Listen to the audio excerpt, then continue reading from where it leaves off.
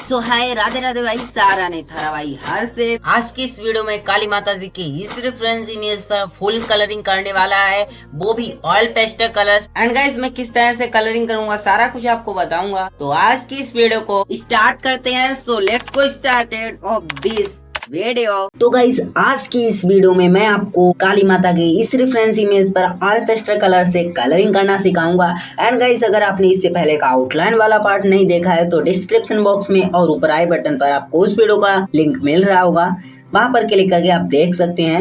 And guys सबसे पहले मैं आउटलाइन को इरेज कर दूंगा और कहां पर मैं रेफरेंस इमेज को एब्जॉर्ब कर करके कहां पर कौन से कलर का यूज कर रहा हूं आप अच्छे से देखना। एंड गाइस मैंने आपसे इस वीडियो में एक प्रश्न पूछा है तो वीडियो को पूरा जरूर से देखना। एंड गाइस उस प्रश्न का जवाब जरूर से देना। एंड गाइस अब आप इस वीडियो का एंजॉय कीजिए, एंजॉय दिस वीडियो।